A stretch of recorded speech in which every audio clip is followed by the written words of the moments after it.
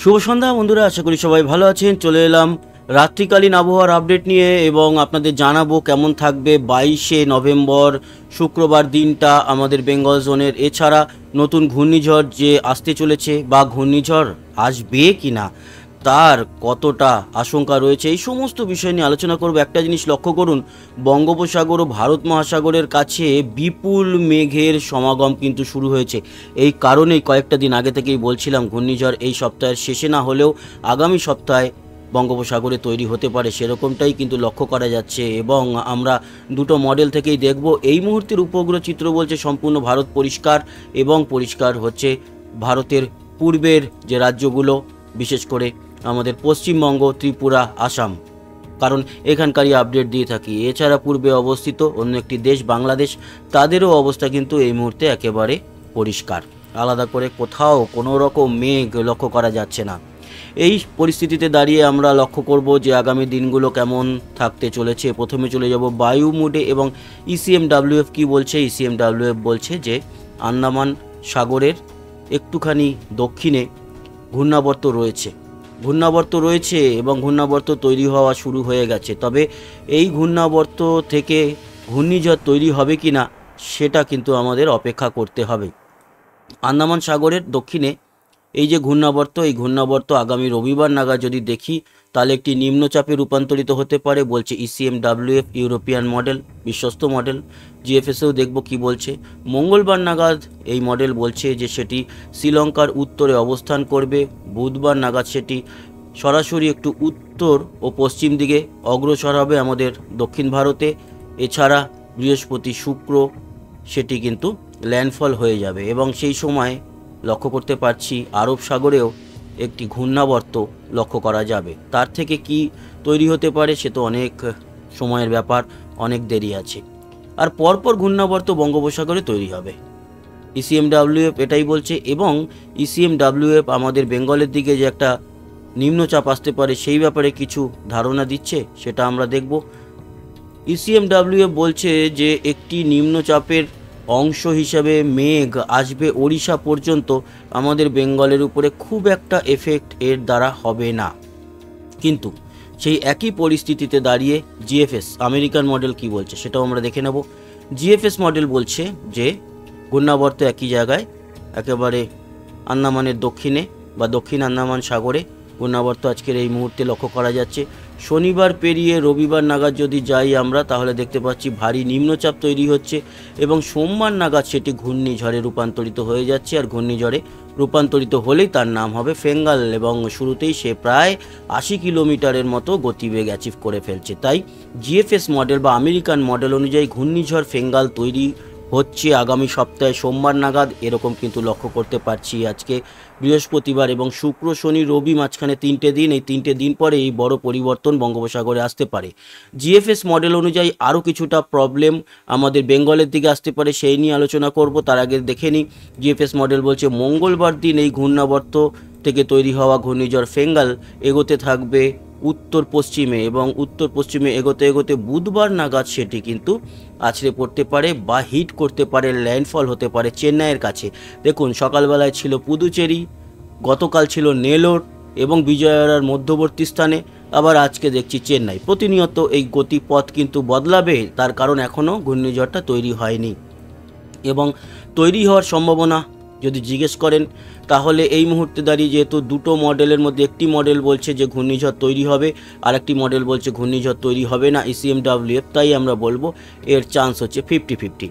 তো 50-50 জায়গায় দাঁড়িয়ে আমরা পূর্বাভাস যেটুকু দেওয়ার ততটুকুই আমরা লক্ষ্য করব, ততটুকুই দেব। এবং এই যে জিএফএস মডেল অনুযায়ী একটা বড় পরিবর্তন আমাদের বেঙ্গলের দিকে আসতে পারে। কি এই বড় পরিবর্তন হচ্ছে এই যে ঘূর্ণিঝড় তার কিছুটা ভাগ আলাদা হয়ে যেতে পারে এবং আলাদা হয়ে গিয়ে আমাদের পশ্চিমবঙ্গ এবং বাংলাদেশের দিকে আসার সম্ভাবনা, বাকিটা চেন্নাইয়ের দিকে সেটি আঘাত আনবে এবং সেখানে প্রবল বৃষ্টি ও ঝড় লক্ষ্য করা যাবে জিএফএস মডেল অনুযায়ী।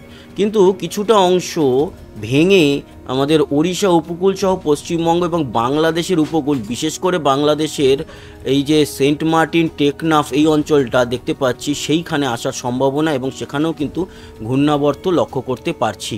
যদিও এখনও সময় লাগবে, পরবর্তী সময়ে আরও ভালোভাবে বোঝা যাবে।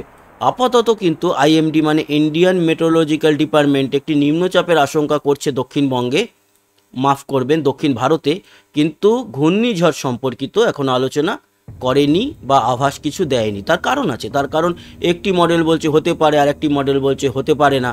তো সেই ক্ষেত্রে দাঁড়িয়ে 50-50 চান্সে তো একটা বড় ইন্ডিয়ান মেট্রোলজিক্যাল ডিপার্টমেন্ট আপডেট দেবে না, আমাদের মতো বেসরকারি সংস্থাগুলো আপডেট দিতেই পারি আমরা, কিন্তু ইন্ডিয়ান মেট্রোলজিক্যাল ডিপার্টমেন্টের দায়িত্ব আমাদের থেকে অনেক বেশি। আমাদের দায়িত্ব আছে, অবশ্যই আমরা আগে থেকে যেটা দেখতে পাচ্ছি সেটা বলে থাকি যে এটা দেখতে পাচ্ছি, এটা হতে পারে, এটা হতে পারে না। সেই জায়গায় দাঁড়িয়ে আমরা যেটুকু দেখতে পেলাম সেটাই আপনাদের সঙ্গে আলোচনা করলাম যে জিএফএস মডেল বলছে ঘূর্ণিঝড় কিন্তু তৈরি হচ্ছে, ইসিএমডব্লিউএফ বলছে যে না, ঘূর্ণিঝড় তৈরি হচ্ছে না, একটি নিম্নচাপ তৈরি হবে দক্ষিণ বঙ্গোপসাগরে। তো এই ছিল গিয়ে ঘূর্ণাবর্ত এবং নিম্নচাপের আলোচনা। এবার আমরা চলে আসি যে আগামী দিনে আমাদের বেঙ্গল জোনে বৃষ্টি কীরকম হতে পারে। তো সেক্ষেত্রে আমরা জিএফএস মডেলেও দেখব আর ইসিএমডব্লিউএফও দেখব। জিএফএস মডেল বলছে যে বেশ ভালো রকম বৃষ্টি আসতে পারে আমাদের বাংলাদেশ এবং মায়ানমারের দিকে। বাংলাদেশের বিশেষ করে একেবারে চিটাগাং, মহেশখালী, টেকনাফ, সেন্ট মার্টিন, লংগদু, রাঙামাটি, চাকারিয়া, তারপরে আরও আছে বিলাইছড়ি, থানচি, সাতকানিয়া, কুতুবদিয়া, মহেশখালী তো বললাম, কক্সবাজার, এই অঞ্চলে খুব ভারী বৃষ্টি আসতে পারে আগামী সপ্তাহের শেষের দিকে। কিন্তু ইসিএমডব্লিউ অন্য কথা বলছে। জিএফএস অনুযায়ী ভারী ঘূর্ণিঝড়ের প্রভাব আমাদের দক্ষিণ ভারত এবং বিশাখাপট্টনম থেকে শুরু করে চেন্নাই, মাদুরাই, পুদুচেরি পর্যন্ত পড়বে এই পরিস্থিতি। আবার ইসিএমডব্লিউএফ বলছে যে হ্যাঁ, নিম্নচাপের পরিস্থিতিতে বেশ ভালো বৃষ্টি শ্রীলঙ্কা সহ আমাদের দক্ষিণ ভারতে পড়বে, বিশাখাপট্টনম, বেঙ্গালুরু, মাদুরাই। তবে আমাদের বেঙ্গল জোনে খুব একটা এফেক্ট পড়ার সম্ভাবনা থাকছে না। এখন দেখা যাক, সময় অপেক্ষা। আগামী শুক্র শনি মানে আগামী কাল পরশু এই দুটো দিনের মধ্যে বোঝা যাবে যে ঘূর্ণিঝড় তৈরি হচ্ছে নাকি নিম্নচাপ তৈরি হচ্ছে। যেটা লক্ষ্য করতে পারলাম সেটাই আপনাদেরকে আপডেট দিলাম। এই হচ্ছে গিয়ে পরিস্থিতি। কালকে ভোরের তাপমাত্রা নিয়ে সকালে আলোচনা করেছি। তো ভোরের তাপমাত্রা আজকের এই মুহূর্তে কিন্তু তাপমাত্রা বেশ অনেকটা কমে আছে, ঠান্ডা ঠান্ডা পরিস্থিতি। 23-এর মতো কলকাতা, দক্ষিণবঙ্গ 22-23-এর মধ্যে, উত্তরবঙ্গ মোটামুটি 20-21-এর মধ্যে, যদিও দার্জিলিং আজকের এই রাতের 8টা থেকে 10টার মধ্যে ওই 14-র মধ্যে রয়েছে। বাংলাদেশও মোটামুটি 20 থেকে 22-এর মধ্যে, ত্রিপুরাও এই রাতের দিকটাতে 21-22-এর মধ্যে রয়েছে, এবং আগরতলা অবশ্য 23, শিলচর 21, আসাম 21-22-এর মধ্যেই রয়েছে। কিন্তু ভোর রাতে কত হবে সেটা দেখে নেব। শুক্রবার ভোর রাতের তাপমাত্রা খানিকটা তো অবশ্যই কমবে এবং কমে গিয়ে দাঁড়াচ্ছে 19-এর মতো। 17 থেকে 19-এর মধ্যে দক্ষিণবঙ্গ, উত্তরে কিন্তু 18-19-এর মতো। তবে না, আলিপুরদুয়ার, শীতলকুচি, দিনহাটা এগুলো 15-16-র মধ্যে, কোচবিহার 16, সেক্ষেত্রে দার্জিলিং 12 এবং মালদা থেকে শুরু করে 2 দিনাজপুর 18-19-এর মধ্যে। দক্ষিণবঙ্গ মোটামুটি 18-19-এর মধ্যে থাকছে, শুধু পুরুলিয়ায় 15, বাপরে বাপ, বাঁকুড়ায় 17, বাকি 18-19-এর মধ্যে।